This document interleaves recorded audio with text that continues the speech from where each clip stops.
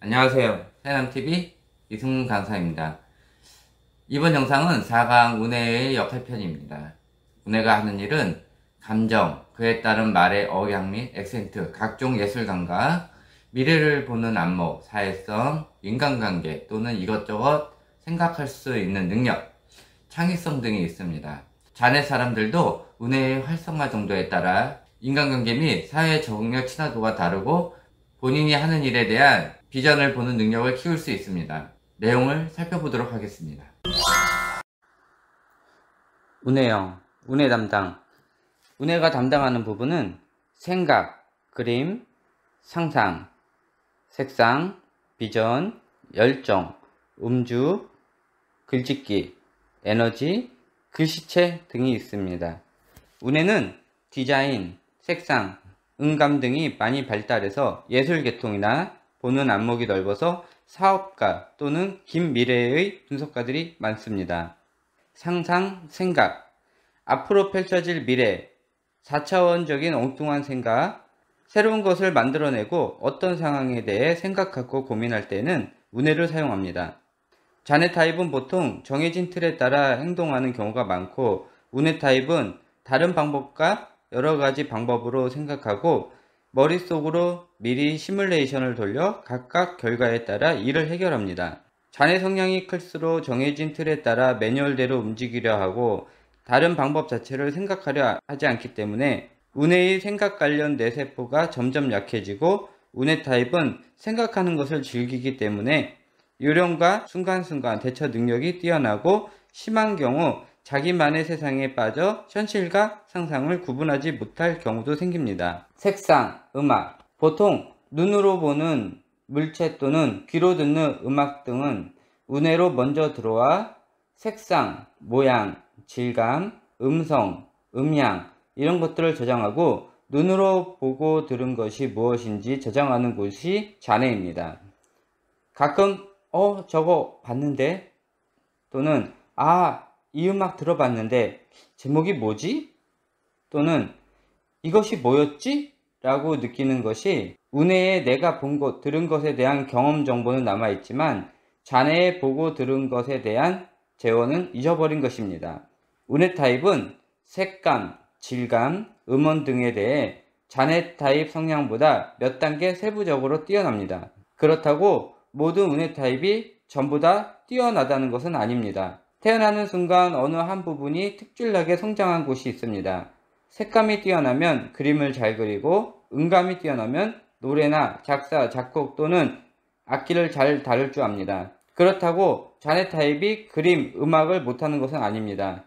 훈련과 노력이 뇌세포를 활성화시킵니다. 하지만 태생이 뇌 용량이 자네는 1, 운해는 10 정도로 태어났다면 자네 타입은 피나는 노력을 해야 할 것입니다.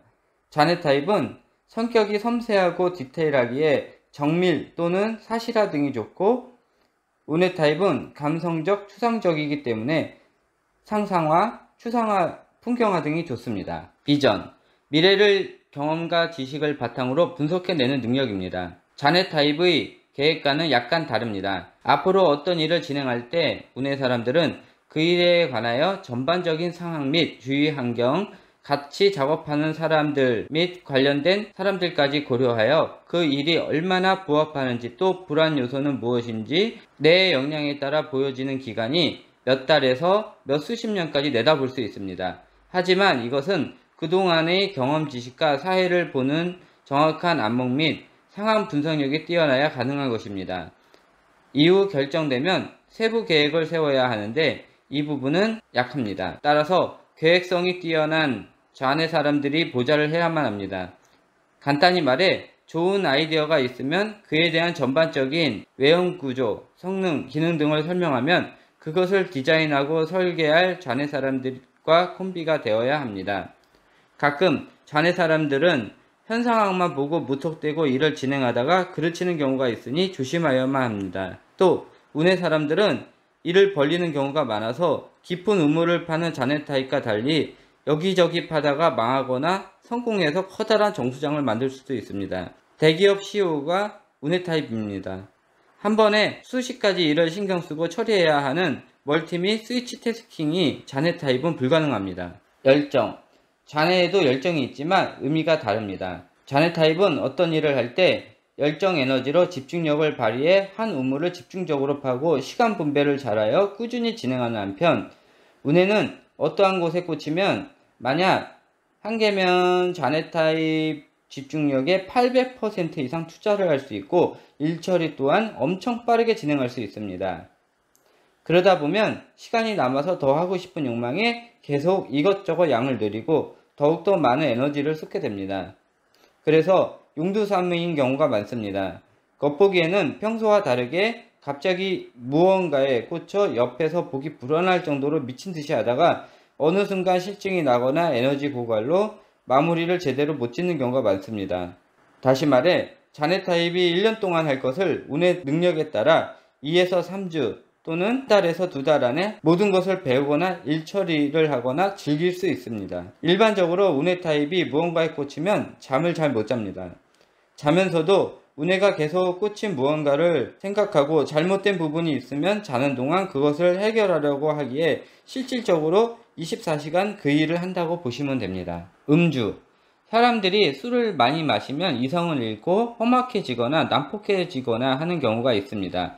이유는 뇌 속에 알코올 성분이 들어오면 좌뇌의 기능을 일시적으로 방해를 하기 때문에 이성적인 판단을 할 수 없습니다. 지속적인 알코올 섭취는 좌뇌의 기능을 지속적으로 방해하기 때문에 기억력 감퇴 및 논리력, 학습 지식 또한 감퇴가 오고 도파민이 문제가 생겨 중독 현상이 일어나고 운해만으로 판단이 되지 않기에 난폭해집니다. 이 부분은 나중에 뇌의 호르몬에 대해 설명할 때 자세히 하도록 하겠습니다. 하지만 소량 및 적당량은 좌뇌의 이성적인 기능을 순간 멈추고 감성적이고 부드럽게 즐거운 느낌을 받을 수 있습니다. 로맨틱한 분위기 또는 아름다운 글을 쓸 때 적당량의 알코올 섭취가 도움이 됩니다. 글짓기. 운해는 풍부한 창의성과 상상력으로 인하여 다양한 장르의 글을 씁니다. 머릿속에 수많은 생각을 하기 때문 재밌고 특이한 소재로 글을 씁니다. 하지만 좌뇌형처럼 간결히 뼈대만 쓰는 것보다 글에 살을 많이 붙입니다. 그래서 간결히 글 쓰는 것보다 충분한 설명을 겉들어 서술식으로 쓰는 경우가 많습니다. 운해형은 딱딱한 글이나 말보다 서술형으로 풀어서 충분한 예와 곁들여 설명하는 것이 이해가 편하기 때문입니다. 글씨체. 운해 타입은 뇌의 디자인 감각과 어떤 행동이나 모양 등을 카피할 수 있는 능력이 있습니다. 사람마다 능력은 다르지만 기본적으로 두세 개 이상의 각기 다른 글씨체를 보유하고 있습니다.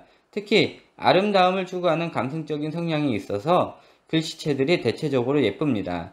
이와 달리 잔해 타입은 대부분 글씨체가 하나입니다.